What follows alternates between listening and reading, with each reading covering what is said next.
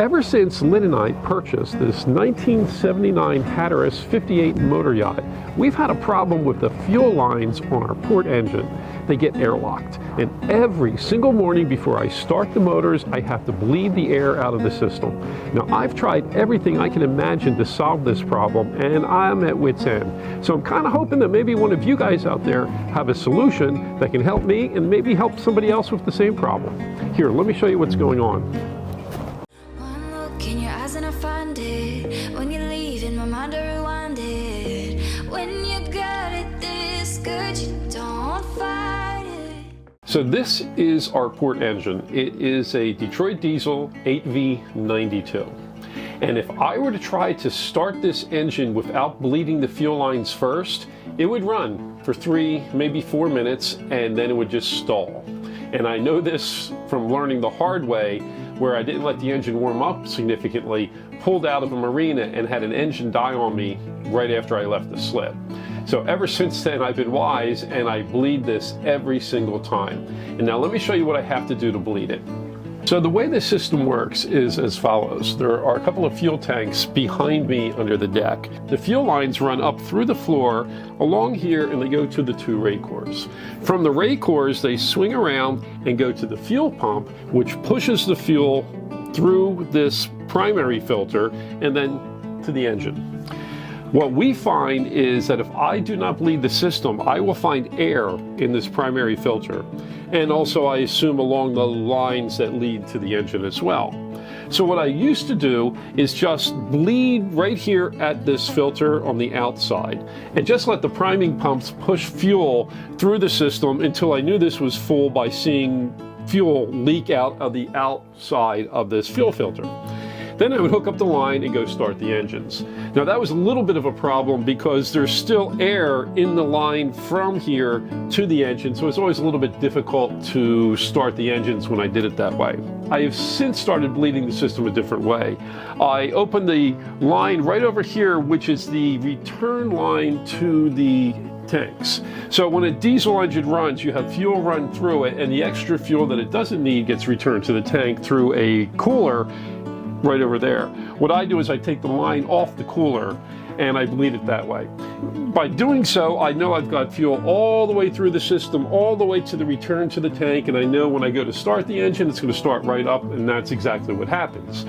The problem is, why am I getting air in the lines to begin with? Most of you are probably thinking, well, Ed, your rate cores, they probably have bad valves, and the fuel's getting siphoned right back to the tank, and it's sucking fuel out of the system. First thing I thought of as well. However, I've got 2 rate cores, and both rate cores, no matter which one I'm using, I still have the same problem. In addition, the rate cores never run low. But the thing that made me sure that that's not the problem was, instead of rebuilding the valves on the rate cores, which is a bit of a pain in the neck, I put a shutoff valve between the tank and the rate core. So I've made it impossible for the fuel to run back to the tank in that direction. Now, is it running back to the tank in the other direction? Is it siphoning the other way and pulling fuel out and going through the return line? I don't know.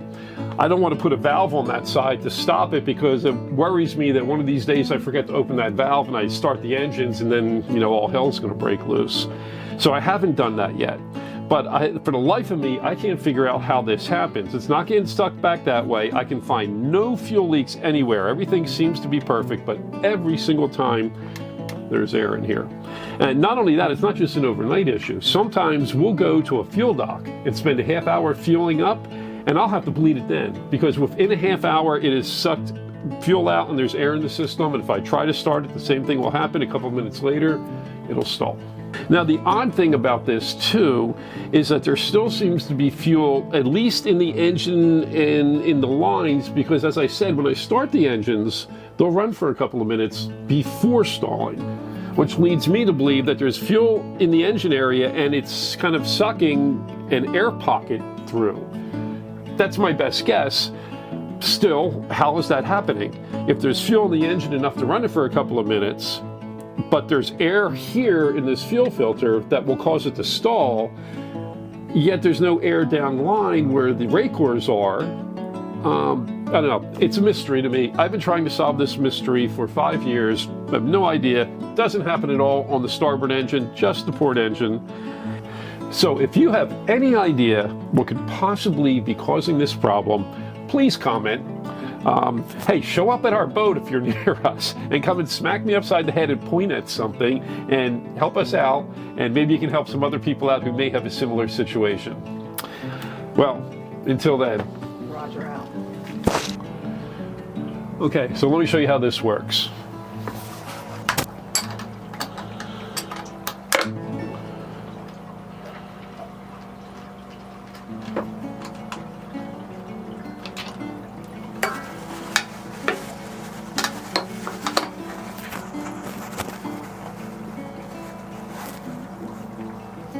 Fortunately, our boat comes equipped with priming pumps.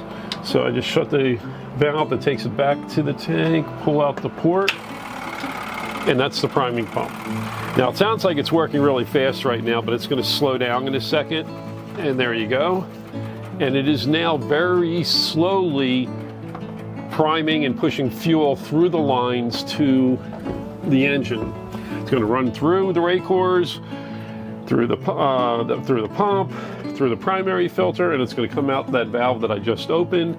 And the reason I have a paper towel there is so that I can see when it starts to turn red, I know the fuel's coming out that end, and I will close it up and stop the priming pump.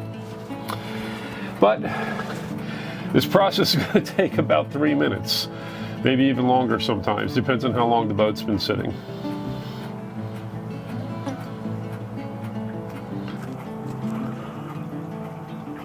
Going. Okay, so we got some red here, so fuel's coming out. Put that sucker on there real quick. Fuel.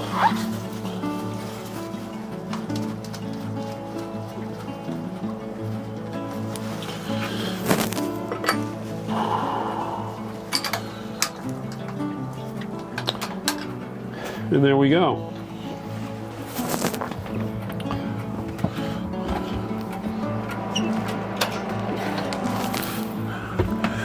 Okay, so if everything went well, and it always does, I should be able to start the engine right up.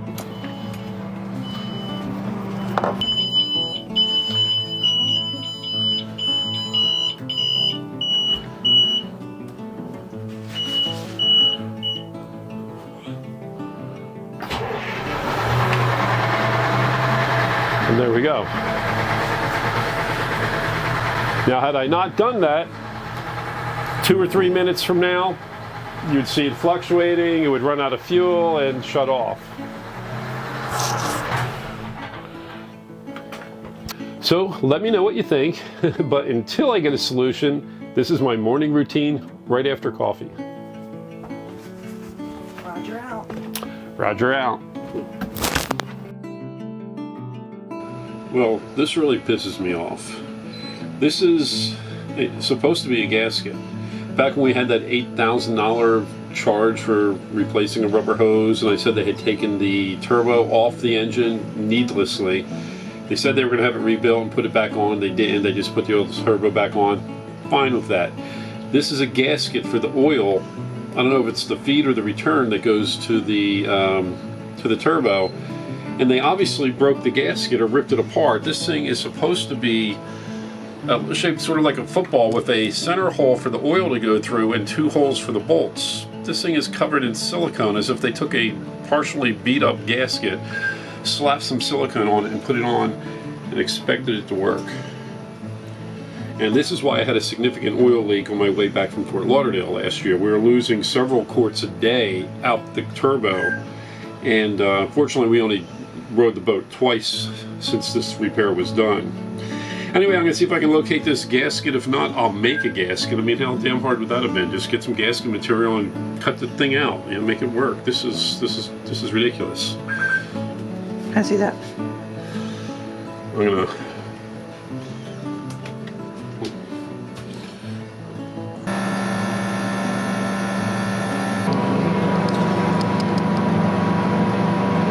So this here is either the oil feed or return, I'm not sure, but there's supposed to be a gasket on this, and it connects to the bottom of the turbo. And that's what I just showed you, that gasket that was not a gasket. So it's going to be a simple fix, but it should not have happened. And what do you know? I have a spare. This is actually left over from when I replaced the turbo on the other side of that engine a couple of years ago. They had sent extra gaskets and things, so I saved them, and Lynn saved them actually. And yeah, so I even had the gasket. And what exactly is that gasket supposed to look like? Well, that looks a lot different than the other one. Backside? Same thing. Same thing. Wow. Well, I save everything that looks like it will be of value.